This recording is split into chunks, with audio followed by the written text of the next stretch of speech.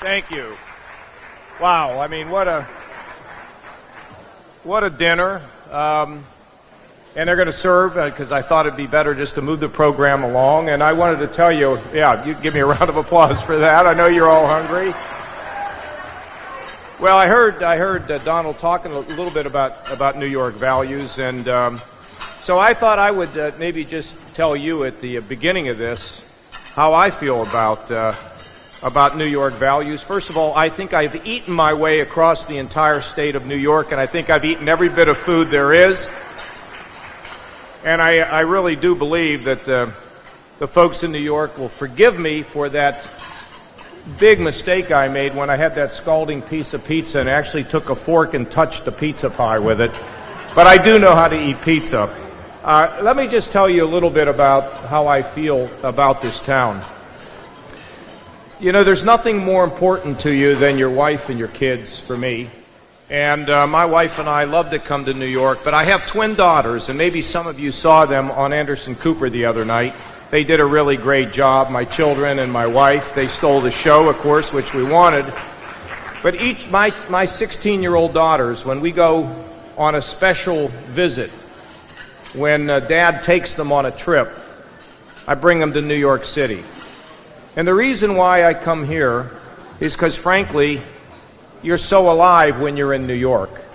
And the fact is, you don't want to sleep when you're in New York. And the reason you don't want to sleep is because you're afraid you're going to miss something. And you know, things are always happening that are so fantastic. It just makes you alive. And so I've had a great time being here. You know, as a candidate for President of the United States, you know, what's so amazing to me is that my father carried mail on his back. He delivered mail to our home for 29 years. And my father was the kind of a guy that knew everything that was going on in the neighborhood. And when the son scored a touchdown, my father would celebrate with them. Or when their daughters sang a solo, he would celebrate with them. But if they lost somebody, he'd cry in their homes with them. My father was a person that kept the neighborhood and the community together. His father was a coal miner. And my grandfather would go down in the coal mine, and he'd work all day long. And he would bring his haul up at the end of the day and felt that he would get a decent pay. But what turned out was they'd say, "Oh no, you brought too much peat and not enough coal." And so my grandfather wouldn't get paid the money that he thought he would get paid. Do you know who he complained to? My grandfather couldn't complain to anybody because no one cared. My mother's mother could barely speak English. She was from Yugoslavia. She was an immigrant. And my mother was one of 4 kids. 3 of them never got out of the 8th grade. But my mother was a person who got her high school degree by walking over a footbridge across a railroad track to try to make something of herself. And my mother and father gave me these great values. My father was a Democrat all of his lifetime. My mother became a Republican later in life. The town where I grew up, if the wind blew the wrong way, people found themselves out of work. So you should know that I am a candidate for president that really understands the anxieties of people who live in this country. Because I've got DNA of a blue-collar, son of a blue-collar worker. And here's what I'd like to say to all of you that I think we have to think about. You know, there are anxieties out there. People are worried that they're going to lose their job.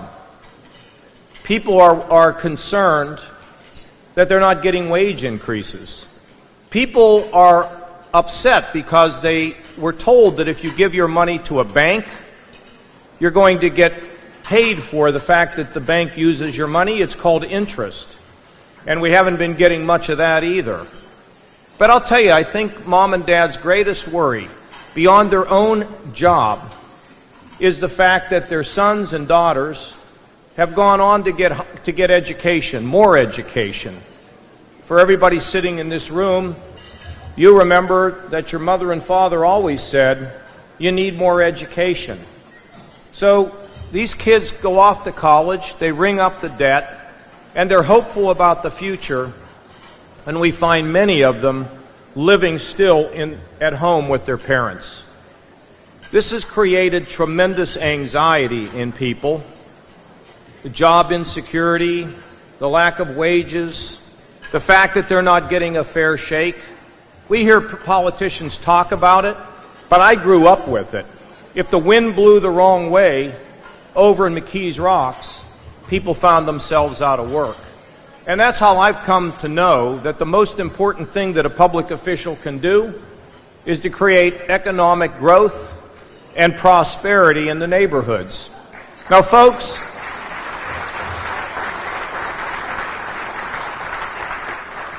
let me say a couple things about this anxiety, and I think it's something we need to pay very close attention to in this election season. You see, you really have two paths. When you go into a room, and I've been doing it all across the country, and you realize people's anxieties, and you come to understand these people's anxieties, you have two choices. You can either go into that room and tell them how bad everything is. You can tell them that the country's in decline. You can tell them that they've been ripped off. You can feed on their anxiety and cause anger and division, paranoia, and even at times hatred. Or you could walk into that same room and you can recognize the struggles and the problems and the anxieties that people have, and you can talk to them about how we solve those problems, about how there are solutions that can give them hope, that can improve their lives and the lives of their children. We can do that by taking a positive approach. And I've just got to suggest to all of you, when we live in the dark, when we practice politics in the dark, over time, people don't like it. People want to know there are solutions. You know, over the course of this campaign, there were many people who said, why is it that Kasich keeps talking about what he used to do? And I'm going to tell you why I talk about it. Because I think when the public looks at a politician whose lips are moving, they figure that politician is lying. And I'm a citizen myself. And when people come to tell me about what they want to do and why they want to be elected, I always say to them, what have you done in your life? Why should I believe you? How do I know you can deliver the goods?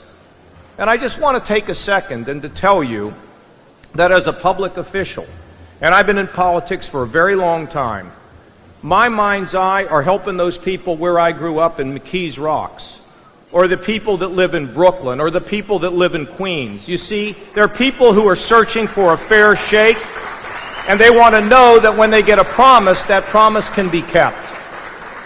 So, you know, I got to be a congressman at the age of 30. I was the only Republican in America to defeat an incumbent Democrat that year, and I'll tell you what I ran on. I ran on the Reagan agenda.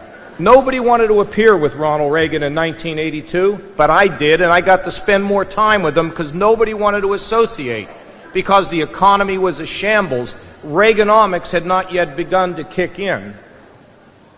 And getting into the Congress, I spent 18 years of my career on national security issues.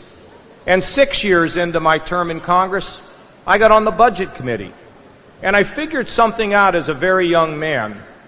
We have $19 trillion now in debt. $225 billion goes to pay for interest on the debt. Think about taking $100 billion of that and investing it in solving the problems of Alzheimer's or dementia or pancreatic cancer or childhood disease. And yet the debt keeps rising. And when I go to college campuses, I tell them to look at the rising debt, because we have a debt clock that shows it's over $19 trillion. And I'll tell you what I tell them. When the debt goes up, your opportunities to get a job goes down. And when the debt starts to come down, your opportunities to get a job go up. And by the way, if you think about Bernie and Hillary, by the time they're done giving away all the free stuff, the debt will be at $30 trillion and nobody's going to get a job. That's why we have to stop them.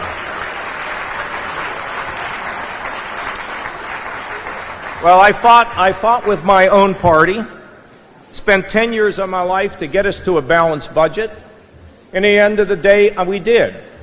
I negotiated the agreement with the Clinton administration We had a balanced budget for the first time that man walked on the moon.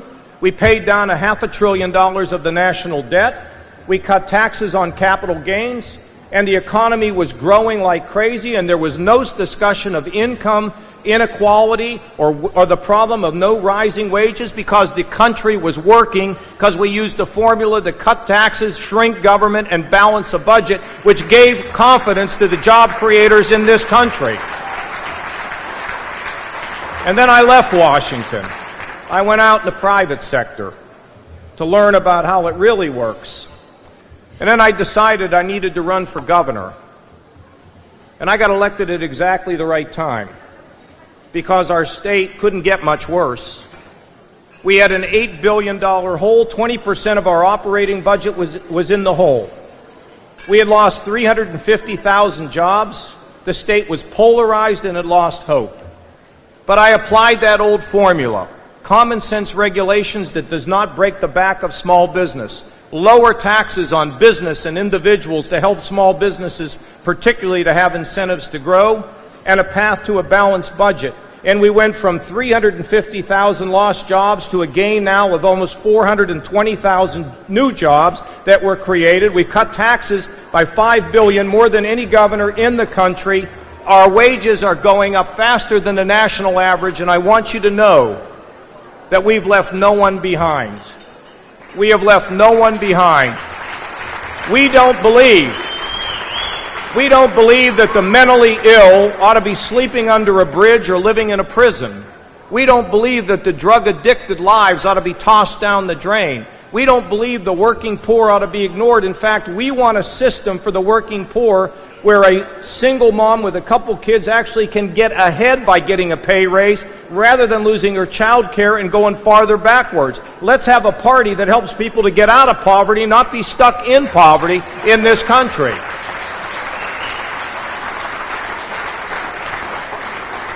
So I have solutions. But here's what I really want you to hear tonight. Because of the approach that I have taken, because of my vision going forward of dealing with federal regulations and cutting business taxes and individual taxes and balancing the federal budget, because of the efforts to try to bring people together and remind people in this country they're Americans before they're Republicans and Democrats, there have been a series of political polls that have been conducted. I am the only candidate who beats Hillary Clinton on a consistent basis, every single time. Every time. And yesterday, the Electoral College had a calculation applied to it, and guess what happened? The two candidates who were running at the same time I am got swamped by Hillary Clinton. And in that Electoral College, I crushed Hillary Clinton in that survey done yesterday. Now, I want to ask you something. If you feed on the negative attitudes of people, you're going to have high negative ratings. Go and try to sell something when people don't like you and when they don't trust you.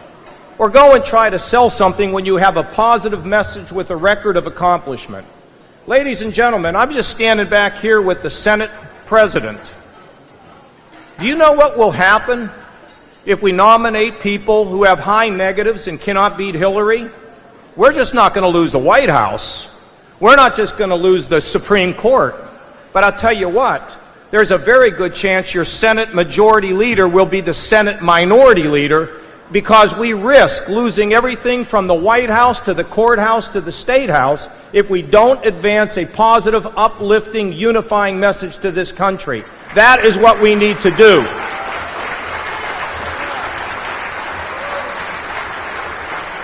You see, because it's not pie in the sky. It's really about a solid record of pulling this country together, improving its national security reputation and the strength of our military, and at the same time rebuilding the economy of the United States of America so that America's greatest legacy, which is our children will do better than the America we inherited from our parents, can be real and can be realized. I'm about done here, okay? And I just want to tell you this. I've enjoyed being all across this state. I'll be campaigning here. In fact, I don't know whether you heard, but tonight Governor George Pataki endorsed me for President of the United States. And he's going to be campaigning across this state and this country for me. And we're going to go to a convention.